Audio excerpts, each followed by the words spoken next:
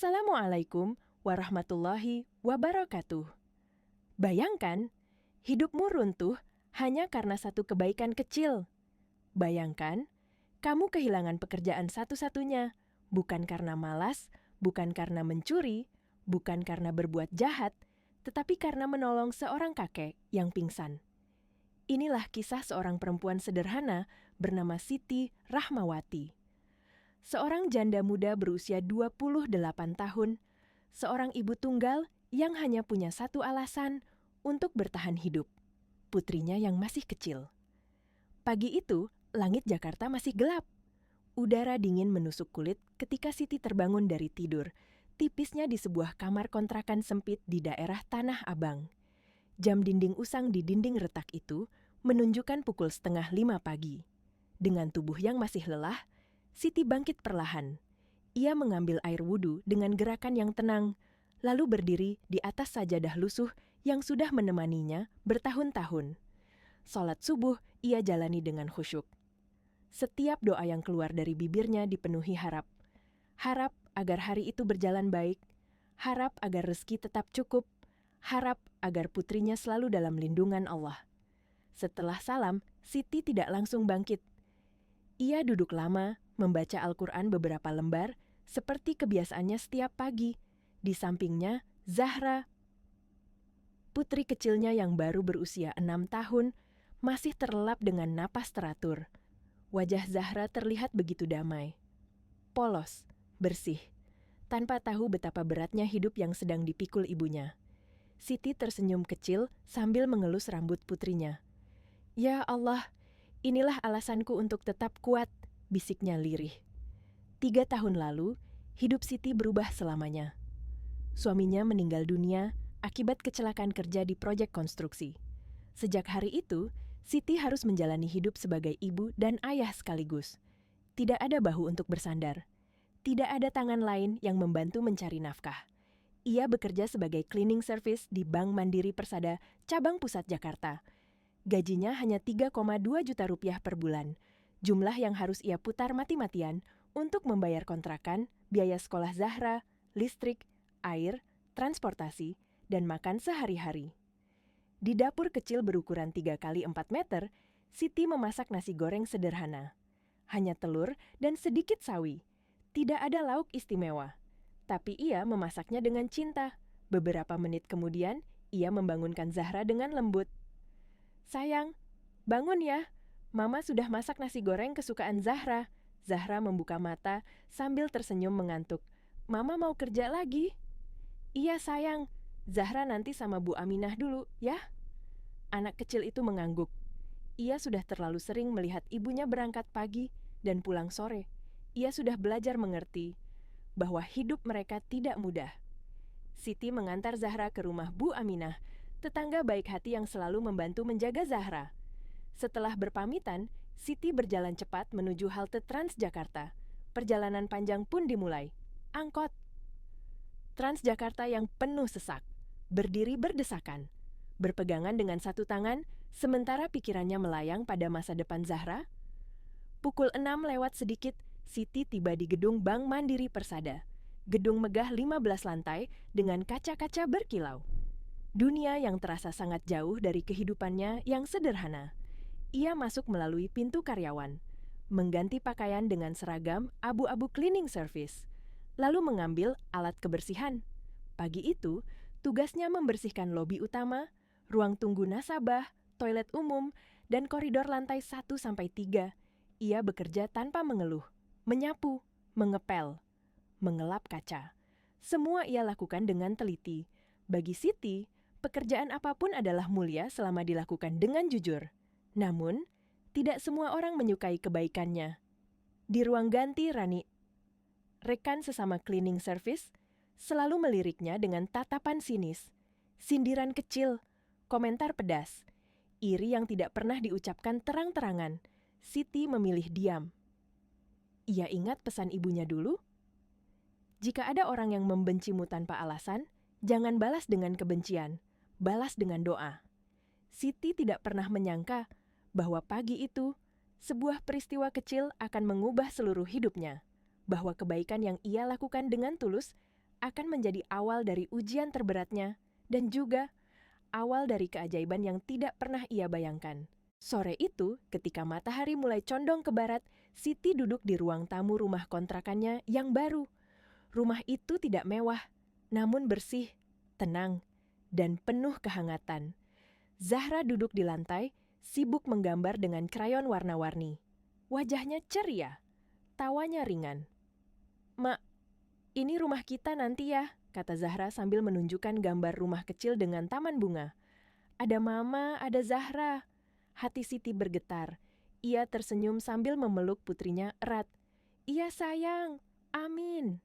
Malam itu, setelah Zahra tertidur pulas, Siti bangkit dari tempat tidurnya. Ia mengambil air wudhu dengan langkah tenang, lalu berdiri di atas sajadah. Dalam sujudnya yang panjang, air mata kembali jatuh. Namun kali ini bukan air mata kesedihan, melainkan air mata syukur. "Ya Allah, Engkau tidak pernah salah memberi ujian. Engkau tidak pernah lalai melihat air mata hamba." Ia teringat hari ketika dirinya dipecat, hari ketika ia pulang dengan hati hancur, hari ketika ia tidak tahu bagaimana memberi makan anaknya. Namun kini, Allah membalas semuanya dengan cara yang tidak pernah ia bayangkan. Di Bank Mandiri Persada, Siti menjalani pekerjaannya dengan penuh tanggung jawab. Ia selalu mengingat masa lalunya. Ia selalu mengingat bagaimana rasanya dipandang rendah. Itulah sebabnya ia tidak pernah membentak bawahannya. Ia tidak pernah meremehkan nasabah yang berpakaian sederhana. Ia melayani semua orang dengan senyum dan empati. Bagi Siti, jabatan hanyalah amanah, bukan alat untuk meninggikan diri.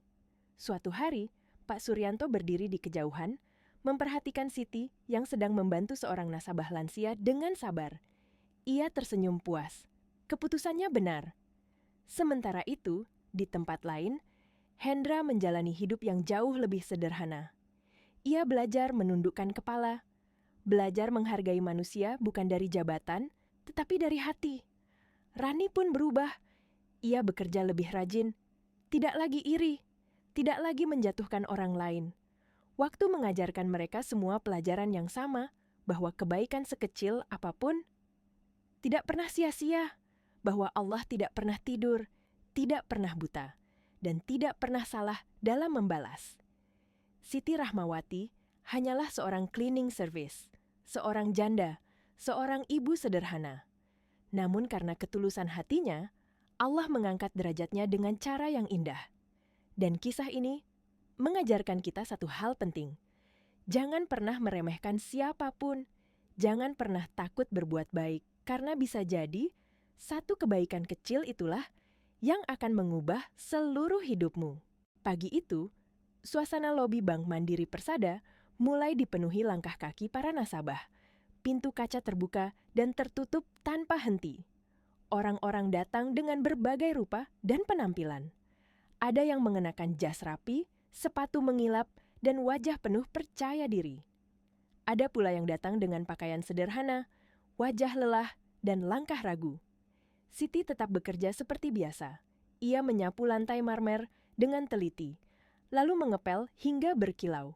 Setiap kali ada nasabah lewat, ia selalu menyapa dengan senyum tulus. "Selamat pagi, Pak." "Selamat pagi, Bu." Bukan karena ingin dipuji, bukan karena ingin dianggap baik, melainkan karena sejak kecil, Siti diajarkan bahwa setiap manusia layak dihormati. Tiba-tiba, pintu kaca bank terbuka perlahan. Masuklah seorang kakek tua dengan penampilan yang sangat lusuh. Kemeja batiknya sudah pudar. Celana kain hitamnya terlihat kusam. Sandal jepit cokelat yang ia kenakan sudah menipis dan hampir putus. Di tangannya, tergenggam sebuah tas kresek putih berisi barang-barang kecil. Beberapa nasabah yang duduk di kursi tunggu langsung melirik. Tatapan heran bercampur jijik. Seorang ibu bahkan bergeser menjauh ketika kakek itu duduk di dekatnya. Satpam yang berjaga di dekat pintu hanya melirik sekilas tanpa menyapa. Seorang teller berbisik pada temannya dengan senyum meremehkan. "Orang kayak gitu ngapain ke bank?" Kakek itu tidak bereaksi. Ia hanya berjalan pelan, lalu duduk di kursi tunggu dengan napas berat. Wajahnya terlihat pucat. Tangannya sedikit gemetar.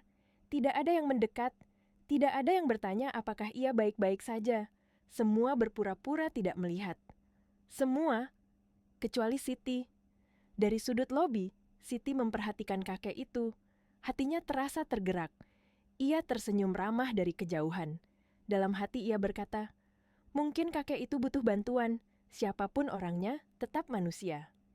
Siti tidak tahu bahwa kakek itu bernama Suryanto Wijaya, seorang pria berusia 72 tahun, pendiri dan pemilik saham terbesar Bank Mandiri Persada.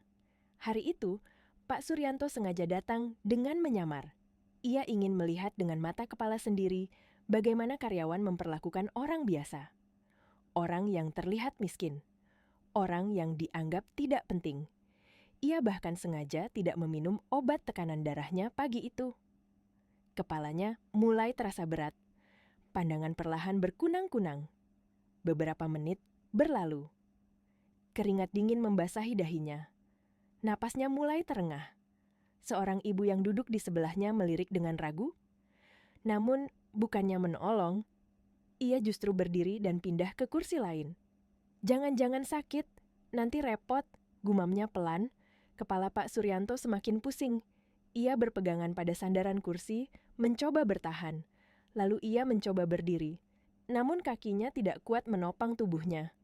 Tubuhnya oleng, dan dalam hitungan detik, ia jatuh tergeletak di lantai marmer yang dingin. Tas kreseknya terjatuh. Isinya berserakan. Suasana lobi mendadak ricuh. Beberapa orang berteriak kaget. Ya Allah, kakek itu pingsan.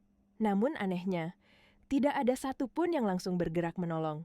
Satpam hanya saling pandang, customer service tetap duduk di tempat. Semua seakan menunggu orang lain yang bertindak lebih dulu. Di saat itulah, Siti berlari. Tanpa berpikir panjang, tanpa peduli tugasnya, tanpa peduli siapa kakek itu. Ia berlutut di samping tubuh tua yang tergeletak. Kakek, kakek tidak apa-apa. Siti meraba pergelangan tangan kakek itu. Denyut nadinya masih ada, namun sangat lemah.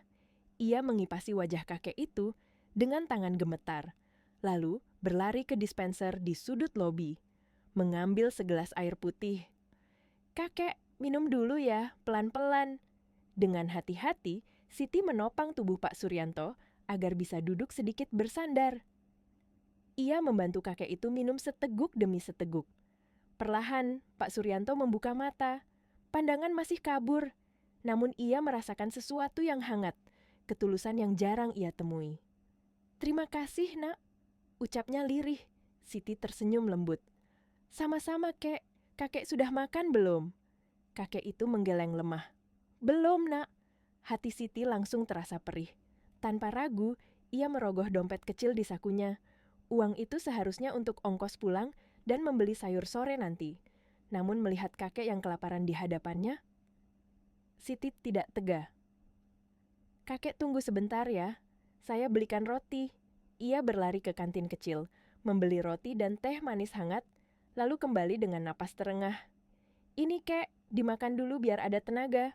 Mata Pak Suryanto berkaca-kaca, ia menatap wajah Siti lama. Di dunia yang penuh kepentingan, ia menemukan ketulusan yang murni. Dan Siti tidak tahu bahwa dari kejauhan, sepasang mata sedang menatap mereka dengan amarah. Seseorang yang akan mengubah kebaikan itu menjadi petaka.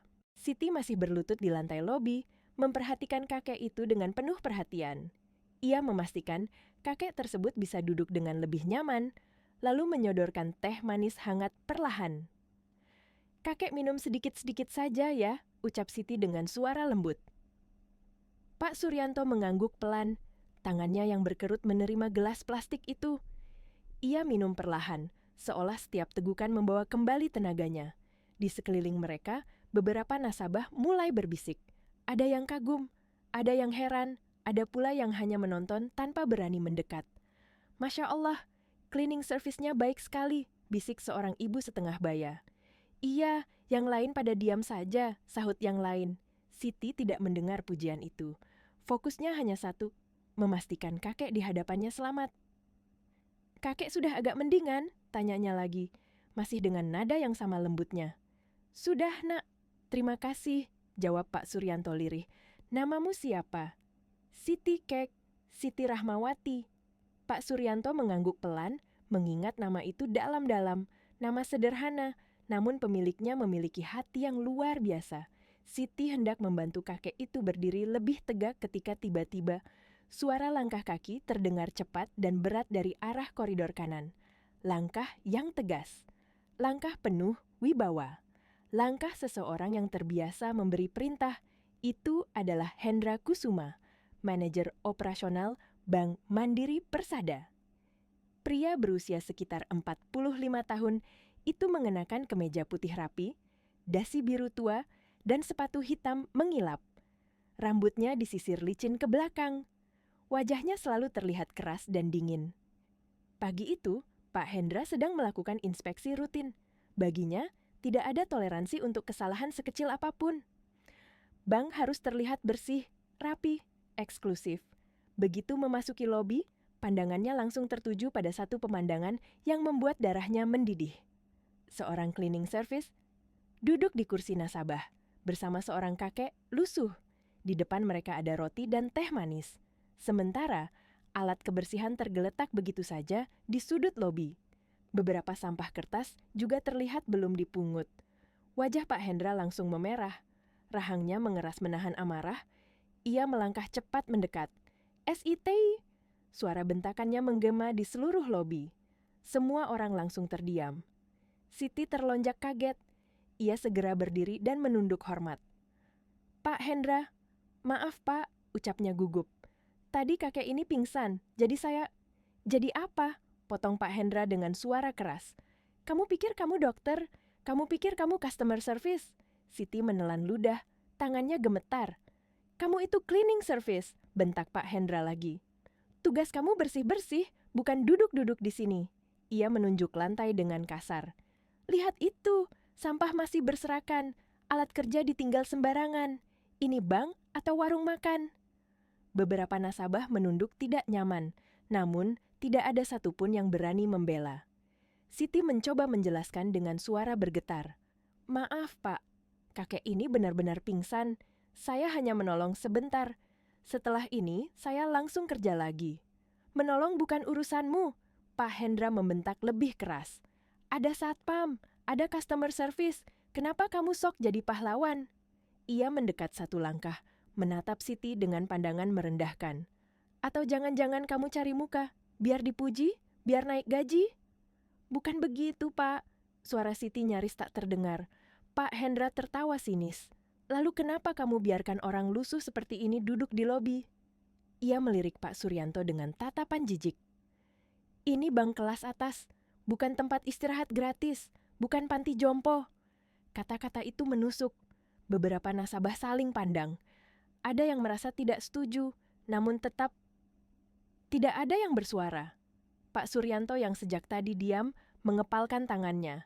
Dadanya naik turun menahan amarah, namun ia tetap duduk tenang. "Maaf Pak," ucap Pak Suryanto akhirnya dengan suara dalam. "Saya yang minta tolong pada Mbak Siti. Saya yang pingsan tadi." Pak Hendra menoleh tajam. "Bapak diam saja, ini urusan internal bank." Nada suaranya meremehkan. "Kalau tidak ada keperluan penting, sebaiknya Bapak segera keluar." Ada perubahan pada wajah Pak Suryanto. Tatapannya mengeras. Auranya berubah. "Hendra," ucapnya pelan namun tegas. "Jaga bicaramu."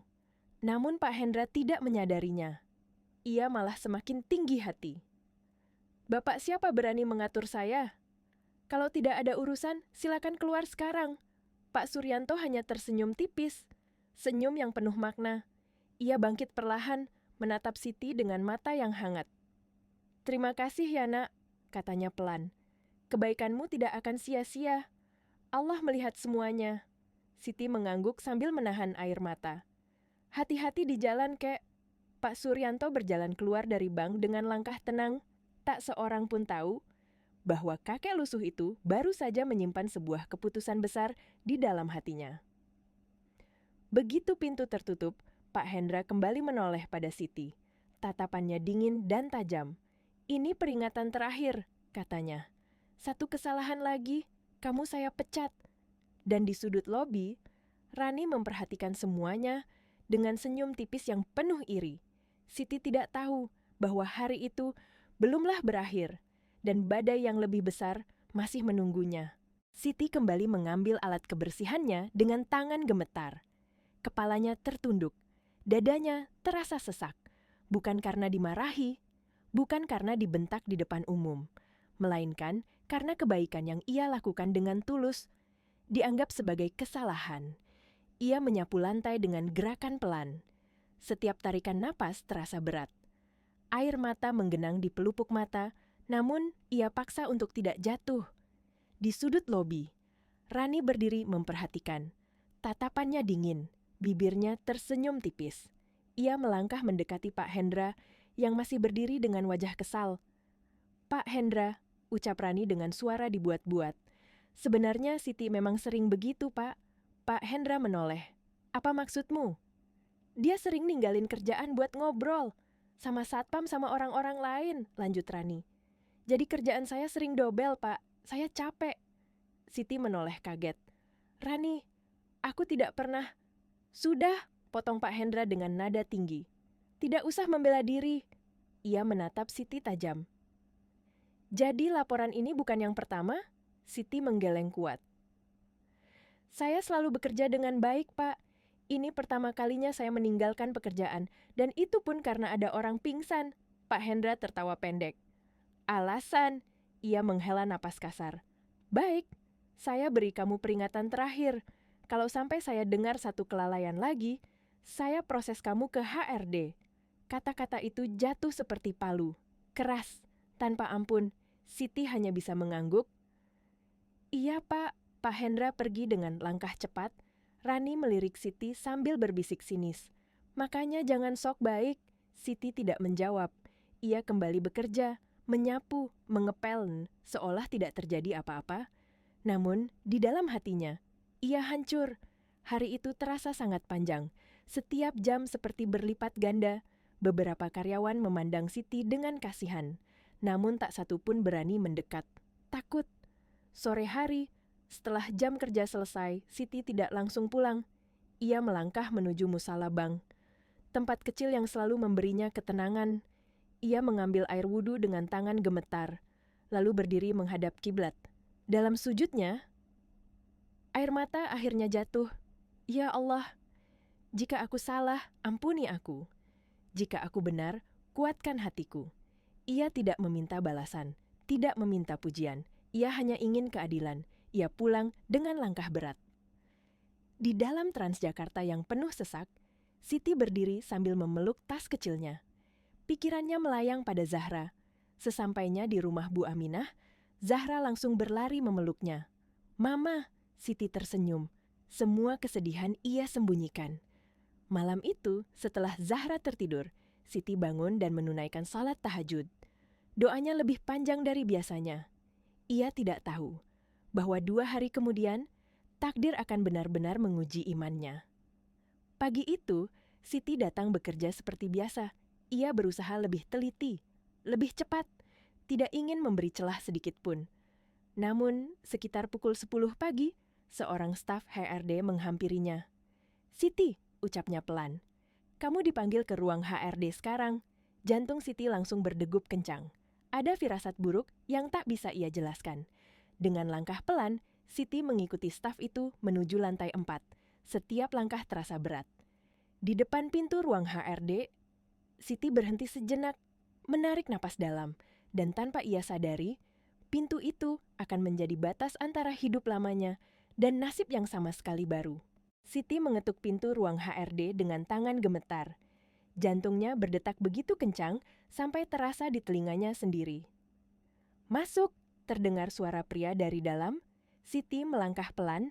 Di ruangan itu, Pak Rudi, kepala HRD Bank Mandiri Persada, duduk di balik meja besar. Wajahnya terlihat serius, namun ada sorot kasihan di matanya. "Siti, silakan duduk," ucapnya sambil menunjuk kursi di depannya. Siti duduk perlahan, tangannya saling menggenggam di pangkuan. Ia melihat sebuah amplop coklat tebal tergeletak di atas meja. Dadanya langsung terasa sesak. Pak Rudi menghela napas panjang sebelum berbicara. "Siti, ini bukan keputusan yang mudah." Siti menelan ludah. "Iya, Pak. Berdasarkan laporan dari manajer operasional dan rekan kerjamu, lanjut Pak Rudi dengan suara datar, manajemen menilai kamu sering melalaikan tugas. Siti terbelalak. Pak, saya tidak pernah. 2 hari lalu, potong Pak Rudi, kamu meninggalkan area kerja untuk urusan yang bukan tanggung jawabmu. Siti langsung menunduk. Saya hanya menolong orang yang pingsan, Pak. Saya tidak berniat melalaikan pekerjaan. Saya selalu bekerja dengan baik. Pak Rudi menatapnya lama. Matanya terlihat berat. Siti Sanda, keputusan ini sudah final, katanya akhirnya sambil mendorong amplop coklat itu ke arah Siti. Ini surat pemecatan. Kata itu menghantam telinga Siti seperti petir. Pemecatan. Dunia Siti seolah berhenti berputar. Napasnya tercekat. Tangannya gemetar hebat. Pak, suaranya bergetar. Saya janda. Saya punya anak kecil. Tolong beri saya kesempatan sekali lagi. Air mata mulai mengalir tanpa bisa ia tahan. Saya janji akan bekerja lebih baik. Tolong, Pak. Pak Rudi memejamkan mata sejenak. Maaf, Siti. Saya tidak bisa berbuat apa-apa. Ia menyerahkan amplop itu sepenuhnya. Ini pesangon 1 bulan gaji dan surat keterangan kerja. Siti menerima amplop itu dengan tangan yang gemetar. Ia tidak sanggup berkata apa-apa lagi. Dengan langkah gontai, Siti keluar dari ruang HRD. Di lorong, beberapa karyawan meliriknya dengan tatapan penuh rasa ingin tahu. Kabar pemecatan itu menyebar cepat. Siti turun ke basement, membuka lokernya, mengambil barang-barang kecil yang selama ini menemaninya bekerja. Saat itulah Rani masuk. Oh, jadi benar ya kamu dipecat, ucap Rani dengan nada pura-pura kaget. Kasihan banget. Siti menatapnya dengan mata berkaca-kaca. Kenapa kamu bohong tentang aku, Rani? Aku tidak pernah jahat padamu. Rani memalingkan wajah. Aku cuma lapor apa yang aku lihat. Kamu tahu itu tidak benar, bisik Siti lirih. Rani mengangkat bahu. Terima aja nasibmu. Siti tidak membalas. Ia terlalu lelah. Sebelum meninggalkan gedung bank, Siti mampir ke musala. Ia salat duha dengan tubuh gemetar. Dalam sujudnya, ia menangis sejadi-jadinya. Ya Allah, bagaimana aku harus menghidupi Zahra? Ia pulang dengan hati hancur. Namun begitu sampai rumah, ia memaksakan senyum. Mama pulang lebih cepat hari ini, katanya pada Zahra. Malam itu, Siti menangis dalam diam. Dan ia tidak tahu bahwa di tempat lain, seorang kakek sedang mengingat wajahnya dengan sangat jelas. Hari-hari setelah pemecatan, itu terasa sangat panjang bagi Siti. Waktu seolah berjalan lebih lambat dari biasanya. Tidak ada lagi alarm pukul 4:30 pagi. Tidak ada lagi seragam abu-abu. Tidak ada lagi perjalanan panjang naik Transjakarta. Yang ada hanya keheningan di kontrakan sempit itu dan rasa cemas yang terus menghantui. Setiap pagi, Siti bangun dengan dada terasa berat. Ia duduk di tepi kasur, memandangi Zahra yang masih tertidur. Wajah kecil itu terlihat begitu damai. Ya Allah, bagaimana aku harus menjaganya, bisik Siti lirih. Siti mulai menghitung uang. Pesangon 1 bulan gaji, tabungan yang tersisa, semuanya jika digabung, hanya cukup untuk bertahan 1 atau 2 bulan. Ia mulai melamar pekerjaan kemana-mana. Ke minimarket, ke restoran cepat saji, ke tempat cuci mobil. Namun jawabannya selalu sama. Maaf, sudah penuh. Atau minimal lulusan SMA. Ada anak kecil, kami khawatir sering izin. Siti hanya bisa tersenyum dan mengucapkan terima kasih. Suatu siang, Bu Aminah datang membawa sepiring sayur dan ikan goreng. Ini kebanyakan masaknya, Siti, biar enggak mubazir. Siti tahu itu alasan. Ia tahu Bu Aminah ingin membantu. Terima kasih, Bu. Suaranya bergetar. Malam-malam Siti diisi dengan doa panjang. Salat tahajud hampir tak pernah ia tinggalkan. Di setiap sujudnya, ia menangis. Bukan menuntut, bukan menyalahkan, ia hanya memohon kekuatan. Sementara itu, di sebuah rumah besar di kawasan Menteng, Pak Suryanto Wijaya duduk termenung di ruang kerjanya. Sudah hampir seminggu berlalu sejak kejadian di bank. Namun, wajah Siti terus terbayang di benaknya. Ketulusan, empati, kebaikan tanpa pamrih, ia menghela napas panjang. Gadis itu tidak seharusnya diperlakukan seperti itu. Pak Suryanto mengambil telepon. "Bambang, tolong temui saya sekarang." Beberapa menit kemudian, asisten pribadinya masuk. "Cari tahu tentang Siti Rahmawati," perintah Pak Suryanto tegas. "Bagaimana keadaannya sekarang?" 2 hari kemudian, laporan lengkap sudah berada di tangannya. Saat membaca satu persatu, wajah Pak Suryanto mengeras. "Dia dipecat," gumamnya pelan. "Karena menolong saya." Tangannya mengepal, amarah bercampur kecewa. "Ini tidak adil," katanya tegas. "Besok kita ke bank." Dan pada saat yang sama, di kontrakan kecil Tanah Abang, Siti sedang duduk memeluk Zahra sambil menahan tangis. Ia tidak tahu bahwa doanya sedang dijawab perlahan. Pagi itu, Siti terbangun dengan perasaan tidak tenang. Semalam, ia hampir tidak tidur. Pikirannya penuh dengan kekhawatiran tentang hari esok. Saat sedang menyiapkan sarapan sederhana untuk Zahra, ponsel lamanya tiba-tiba bergetar. Nomor tak dikenal. "Halo," jawab Siti ragu. "Selamat pagi, Ibu Siti Rahmawati. Kami dari HRD Bank Mandiri Persada." Suara di seberang terdengar formal. "Kami minta Ibu datang ke bank besok pukul 10 pagi. Ada urusan penting." Jantung Siti langsung berdegup kencang. "Urusan apa ya, Mbak?" tanyanya hati-hati. "Maaf, belum bisa kami jelaskan. Mohon Ibu datang tepat waktu." Telepon terputus. Siti terdiam lama, berbagai pikiran buruk langsung bermunculan. Apakah ada masalah dengan pesangon? Apakah ia dituduh sesuatu? Ia hanya bisa menarik napas panjang. "Ya Allah, lindungi aku."